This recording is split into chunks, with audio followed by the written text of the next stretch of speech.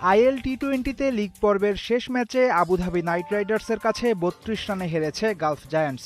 এই হারে নাইট রাইডার্সের প্লে অফ নিশ্চিত হয়েছে, বাদ পড়েছে জায়ান্টস। তবে ম্যাচে তীক্ষ্ণ নজর ছিল বিপিএল এর দলগুলোর, আর জায়ান্টস হারায় নাইট রাইডার্সের চেয়েও বেশি খুশি হওয়ার কথা সিলেট টাইটান্স, ঢাকা ক্যাপিটালসের মতো দলের মালিকদের।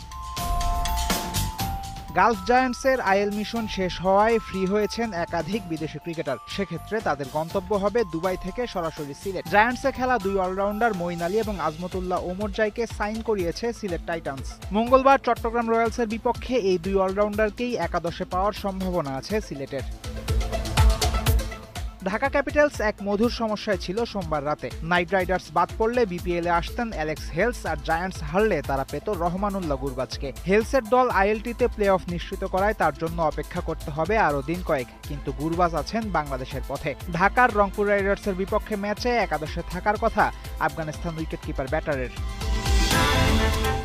লাভবান হয়েছে রংপুর রাইডার্সও। বিপিএল এর পরীক্ষিত পারফর্মার কাইল মেয়ার্সকে দলে ফিরিয়েছে তারা। আবুধাবির কাছে জায়ান্টস হারায় বাংলাদেশে আসতে আর কোনো বাধা নাই ক্যারিবিয়ান অলরাউন্ডারের। মঙ্গলবারই রাইডার্সের একাদশে দেখা যাওয়ার কথা মেয়ার্সকে। এদিকে ইংলিশ ব্যাটার দাউদ মালান ইতোমধ্যেই পৌঁছেছেন সিলেটে। চট্টগ্রাম রয়্যালস নিয়ে গাজহারা দিয়ে উঠেছে বিসিবিও। একাধিক বিদেশি ক্রিকেটার সাইন করানো হয়েছে রয়্যালসের জার্সিতে খেলার জন্য। Pakistani pace bowling allrounder Amir জামালকে সাইন করিয়েছে Royals. English wicketkeeper batter Adam রসিংটনও এখন রয়্যাল। পাকিস্তানের ব্যাটার হাসান নওয়াজও শক্তি বাড়াবে দলটার।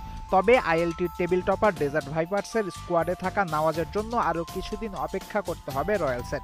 আরব আমিরাতের টুর্নামেন্টের প্লে অফের পরই বিপিএল মুখ হবেন এই ডানহাতি। বিপিএল এর শেষের দিকে পাকিস্তানি খেলোয়াড়রা ছাড়বেন দেশ।